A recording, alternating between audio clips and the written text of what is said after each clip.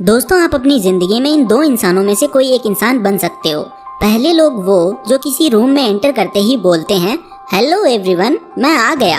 और दूसरे होते हैं वो जो रूम में एंटर करते टाइम खुद कुछ नहीं बोलते, लेकिन जैसे ही वो रूम में एंटर करते हैं उनके एंटर करते ही रूम में बैठे लोग चिल्लाते हैं वाओ फाइनली ये आ गया। जहाँ पहले टाइप वाले लोगों के कहीं आने जाने से कोई फर्क नहीं पड़ता, वहीं दूसरे लोगों का सब जगह इंतजार होता है और रेस्पेक्ट होती है। और अच्छी बात तो यह है कि आपको कौन सा इंसान बनना है, यहाँ चॉइस आपके हाथ में है।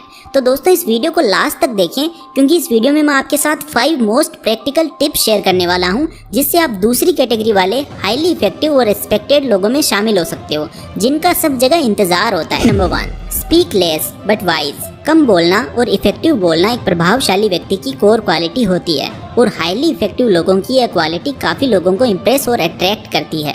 एक शांत इंसान के साथ हर कोई रहना पसंद करता है, बजाय उसके जो हमेशा लोगों की बात ना सुनकर और उनको बोलने का मौका ना देकर हर वक्त अपनी सुनाता रहता है। सो कम बोलना ये शो करता है that you are a man of few words, और इसीलिए बाकी लोग आपको ध्यान से सुनते हैं, क्योंकि जो आप बोलते हो उसका सही में कुछ मतलब होता है। और वैसे भी ज़्यादा बोलने से आपकी बात की ना तो कोई वैल्यू रहती है और ना ही लोग आपकी बातों पर ज़्यादा ध्यान देते हैं। तो कम और इफेक्टिव बोलने के लिए एक ही हैबिट काफ़ी है, थिंक बिफोर यू स्पीक, यानी बोलने से पहले 2 या 3 सेकंड के लिए सोचें कि ये बात सिचुएशन के अकॉर्डिंग सही भी है या नहीं, और उसके बाद अपनी बात कहें। Tip number 2, make feel others important.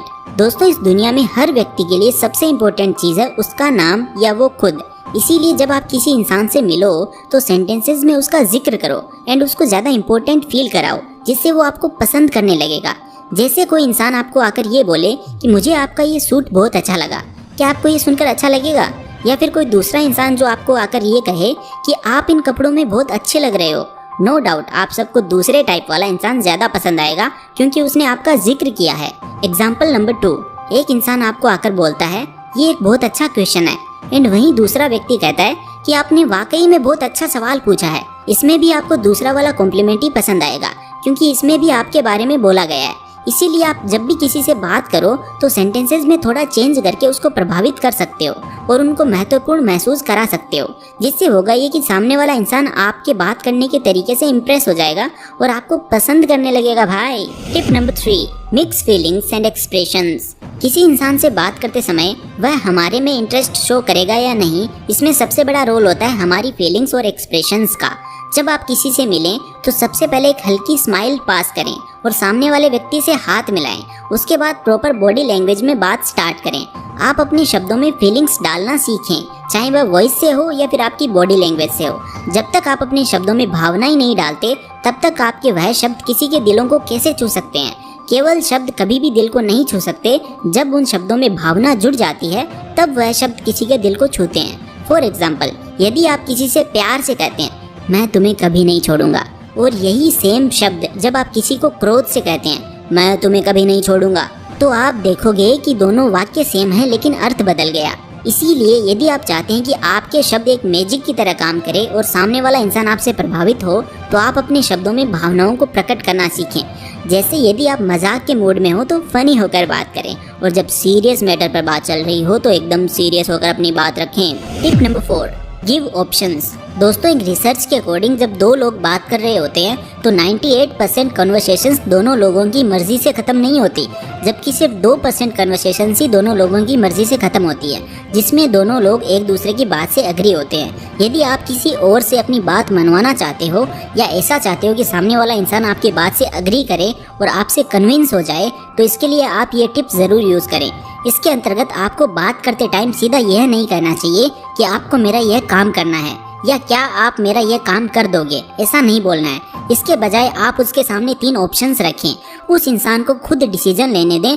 98% chance है कि कोई इंसान 3 ऑप्शंस को देखकर उसके बाद डायरेक्टली नो नहीं बोल पाएगा या उस काम को करने से मना नहीं कर पाएगा, और एक ऑप्शन को चूज करके आपका काम कर देगा। इसका रीज़न ये है कि जब हम उसके सामने 3 ऑप्शंस रखते हैं तो उसको ये लगता है कि यह डिसीजन वो खुद ले रहा है, ना कि कोई और।